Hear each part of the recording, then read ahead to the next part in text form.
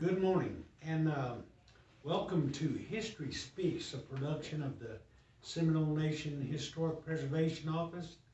My name is Edwin Marshall.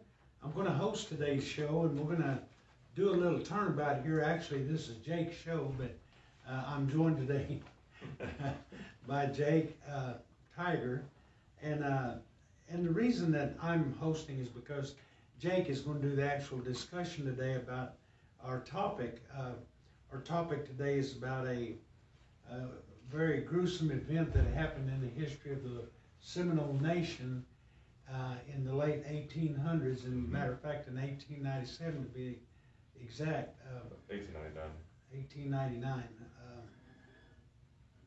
Well, anyway, there was a murder that occurred actually on the farm of a Seminole tribal member, Mr. Thomas McGeesey. And there was I guess he must have been a sharecropper or something. He had a white man living on his farm, and while the white man was gone one day, gone away from his home, someone attacked and murdered his wife in the presence of their children. And so anyway, this happened on Mr. McGeesey's actual property. I'm not going to tell much of it. I'm going to let you take over from here, Jake, and of course. tell us a little bit about what transpired and led up to those events. So what transpired to that? So the kids were there when when she was murdered, but they just said it was two indigenous or Seminoles that did it. They kind of identify it. So when it was all the assumption, and all this mob came around, and it actually how it was discovered was her body was outside of the house on the ground, and the husband had just came back home and discovered her body out there. He was just full of just rage, and got a mob together, and he heard from his kids that it was two Seminoles, so they got a mob of about 120 people in Maud, Oklahoma, which is not in the Seminole Nation territory. And they just went on a manhunt, picking anybody they could. And it wasn't just Palmer Sampson and Lincoln McGeesey that were brought in. Let's go back just a minute.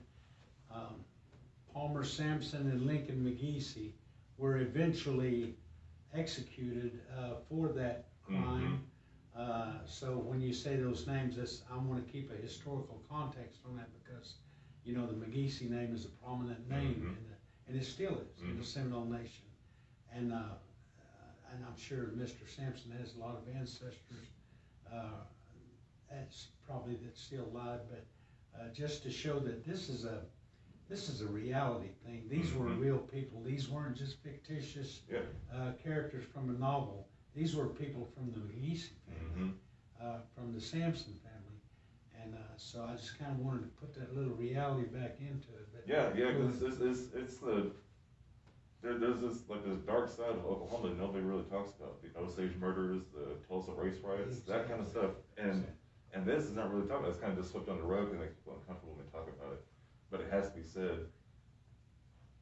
People really need to know both sides of the story. And so this is really it was just atrocious. Reading through the book, I was getting sick to my stomach hearing about what they did to those two boys, and just the hate that they had for Seminoles. You know, you're talking about the things that they did to those two boys. It wasn't just those two boys. There were other suspects. There was no grounds to charge these people, but in order to try to coerce a confession out of them, they hanged them almost to their death repeatedly. And these were guys that had nothing to do with it. Yeah. First of all, the actual witnesses, couldn't identify the two boys that were eventually killed, but the witnesses, the children, they said it was some young boys. They were taking grown men and trying to coerce confessions out. Oh yeah, of course. Yeah, so they couldn't identify, who they were, so it was just all just an assumption. And you got this big mob just looking for these suspects. and they finally came upon Lincoln McGeesty and Palmer Sampson because they had assumed that it was Lincoln because his dad on the property, yeah. And so with that said, what the murders done and all that, they were getting tortured. They were getting hung until they were, almost out of breath, until they couldn't take anymore. And they dropped them down. And there was two. One was I believe a U.S. Marshal, or it might have been a sheriff. Nelson Jones and Sam Pryor were the two main ones that kind of organized this whole entire thing. That kind of led everything up. But they didn't set the two boys on fire. It was actually a preacher that had done it. Nelson Jones was actually a deputy marshal. Mm-hmm. Yeah. And I believe it might have been Sam Pryor. He was known as the Texas Ranger. No, it might have been his past lives. That's why I guess they were just running lawlessly because they thought they were above the law in this type of instance. So they had the two boys. I was going to mention too. We're talking about boundaries. They took them off the Seminole Nation Reservation and took them into Maud, which is in Pottawatomie County. So they in that act alone, as coming from the Seminole, we see that's an act of war, taking our own people across out of our own territory. Well, even if you think about current laws, contemporary laws, if you take someone across the state line and commit a crime on that person, that's a federal charge. Mm-hmm. That's even worse than a state charge. Mm-hmm. Yeah, of course. And like I said, that was in Pottawatomie County in Maud. And in the book, it kind of gives a little, like a brief description of where it happened. Of course, I'm referencing this book by Dr. Littlefield, Seminole Burning. It's a great book if you ever want to go really into depth on this. Like I said, just be prepared though when we read through it. It's not going to be pleasant at all the way through. It's just an atrocious ordeal that happened. But Dr. Littlefield did do a lot of good research on this book. He's a pretty good researcher and a pretty good historian on these certain type of topics. And we tried to get him on, but with this whole pandemic, it was pretty impossible to do that. Mm-hmm. But what that says, so we're going back to the story. So they started laying out the execution part, and like I mentioned before, it was a pastor. He was praying over them, and then he lit the fire on both of them and burning them until they're near death. But from the witness accounts, they said those two boys, they were brave the whole time. They didn't, show any type of fear when they were being lit on fire. They kept that pride and that bravery that Seminoles really have. And that's got to take a lot to be burned alive for something that you never did. And so after a while, there were trials that began on Nelson Jones. I think he was or I believe so. He was charged for kidnapping and conspiracy, but not for murder or anything like that. He was given about 25 to life. That was about it, and a few others along the way. But that was just the extent of what they had to go through in the judicial process and that. And those were held in Muskogee, in Indian Territory at the same time. And eventually the trials were moved down to Wovoka. I was reading a little segment in the summary. It said that initially there was going to be a trial for 52 people, but I think the concept is called severance. Mm-hmm. When the first case was called for trial, the defendants demanded a severance. In other words, they separated all 52 of those charges, and each person was tried individually. Mm-hmm. Yeah. Yeah, and we'll upload that too. We found some photos of the courtroom, and I believe there was about 30 witnesses outside of the courthouse in Muskogee. So just seeing that visual and just hearing about this stuff, it really just brings it to life. Like we mentioned before, this is a real thing. It didn't happen that long ago. It was 1899 on January 9th when this all went down. It was not that long ago. And so after the trial process, certain Seminoles were awarded, or I wouldn't say really Families. rewarded. The families, they weren't really rewarded. They were given reparations in a way. Some received a couple $1,000s or a few hundred, but that money can't replace someone else's life or the traumatic. $5,000 for the burning of his son. Mm-hmm. And that's, $5,000 to lose your son, Mm-hmm. to be burned to death.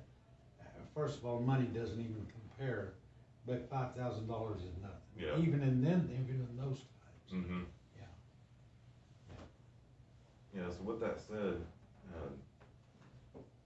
so really there's been no justice really done. And there really can't now because Nelson Jones isn't around. That type of lynching, those types of mass mob murders, I'll call them, they were pretty common for that time by the predominant society. Oh, yeah. It was happening all over the South. You ever watch that movie, Old Brother, Where Art Thou? Mm-hmm. Where even though he was a white gangster, they had a picture of, or they had a little vignette there of a gangster and Babyface Nelson, where this big crowd is just parading, walking behind him. Mm-hmm. They have him, they're taking him to hang him. They hadn't even had a trial yet. Mm-hmm. But that's the way people were treated, and that's the way justice supposed was carried out in those days. And in this case, it talks about where this deputy U.S. Marshal didn't even notify the real U.S. Marshal. He didn't notify him. Yeah, they were.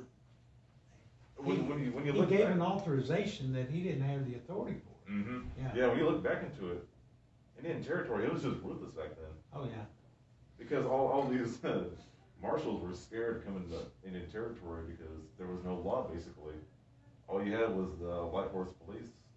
There was it's funny you say that because I was on the board of the U.S. Marshals Museum in Fort Smith, Arkansas until recently. And I did a lot of reading and a little research, and the U.S. Marshal Service was basically created for Indian Territory. Mm-hmm. Originally in the early days, the U.S. Marshals would come over into Indian Territory and they would apprehend criminals and so forth, but a lot of times when it came to Indian Territory where the actual Indians lived, even the U.S. Marshals were a little leery about getting out here, so they would contract or use some of the light horse police, the tribal police, to assist them in those, and it was pretty ruthless out here back in those days. Yeah, of course. Yeah. And at that time too, especially in eastern Oklahoma, we talk about laws being a big thing, but also too the Ku Klux Klan was a really big thing as well. There was a couple of lynchings that happened in I want to say Okmulgee. Who's a folk singer from there?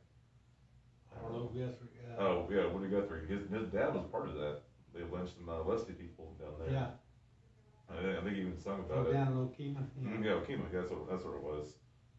So you got to think about just the mentality of this area, how much hatred there was towards people of color in that sense. Even on their own property. Yeah, and on their own property too. And the only word that comes to mind when I think about this Seminole burning, there's no word big enough to really express how just atrocious and unlawful and ungodly how this was carried out. There is no word big enough for this. You know, one of the things that I always say, Jake, is that we have Oklahoma history classes in our schools, Mm-hmm.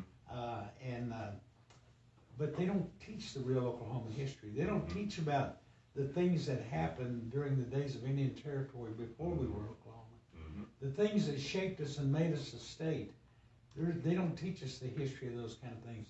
They don't teach us the history of the treatment of Native American tribes in Oklahoma.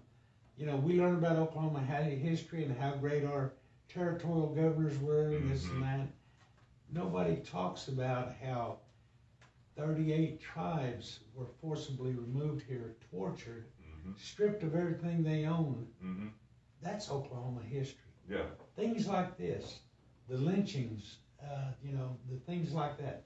That's Oklahoma history. The Dawes Commission, all that Oh, stuff. the Dawes Commission. Mm-hmm. Very little is talked about in those. Yeah. So I think that books like this, you know, as people look at this video that we're making here, I know a lot of them will probably, is just like you said, like you were talking about the Osage murders, etc.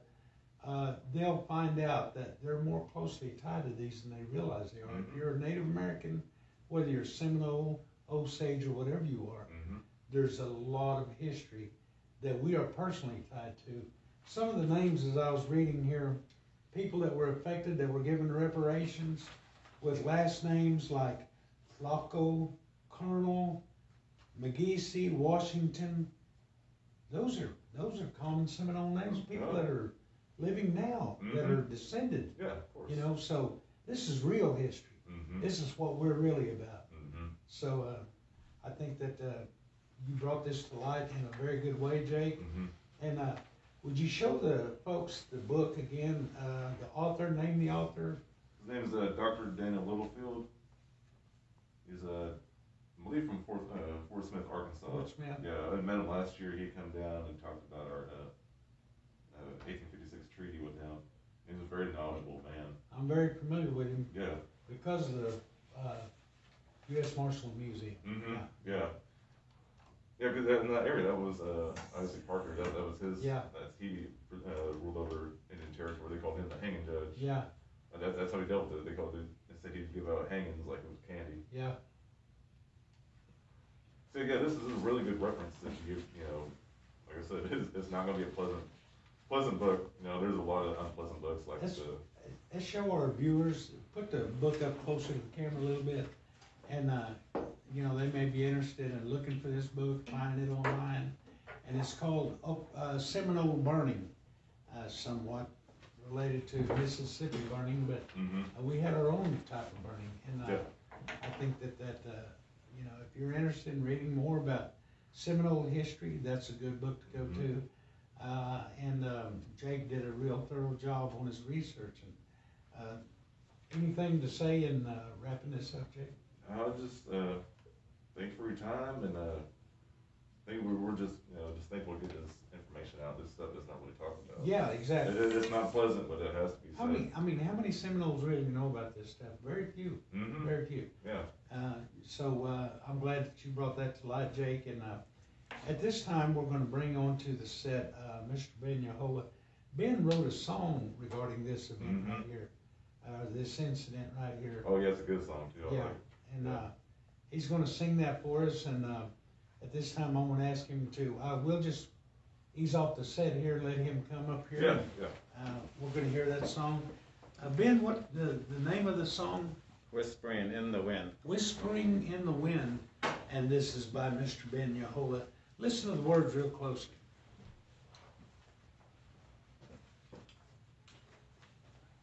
Hey, Steve. Stu. Yeah, how you It's very good to talk about this stuff.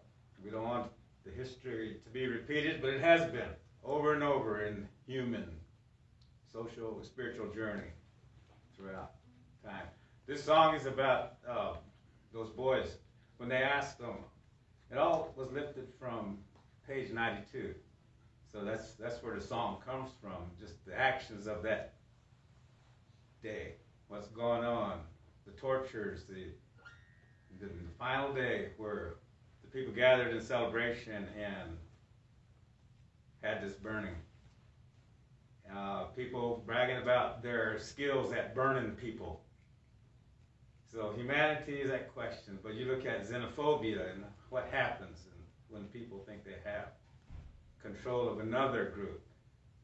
First of all, we look at our history.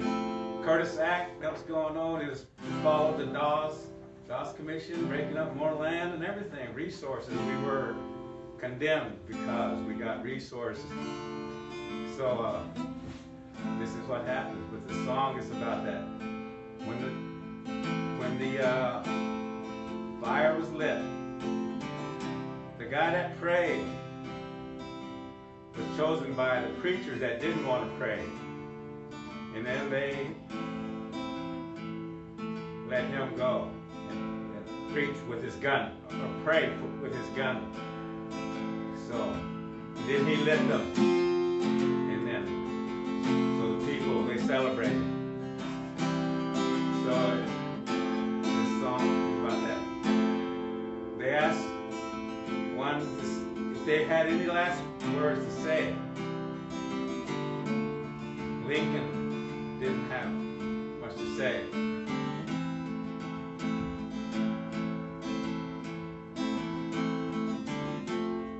The other one had something to say.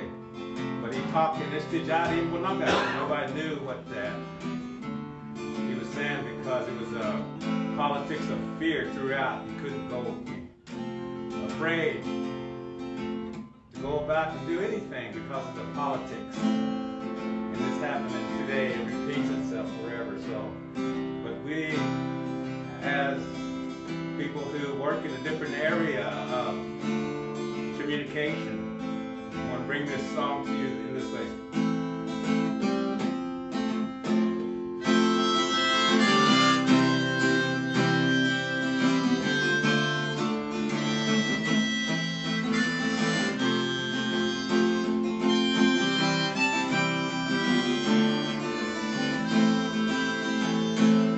Oh, my son, things haven't changed. Ancestors came to take you on the road, would you tightening? You are the fire in the wind. Newspaper lines search for men of color at the church's Crown Baptist Tabernacle. Was a cold night day, January. See the prominent and insignificant, substantial and shiftless, self-righteous and morally vicious, preachers and barkeepers, lawmen and the outlaws. They all celebrated by the fire. Majesty prayed and lit the sacrifice of innocence. Lincoln, we gave the bomber sentence.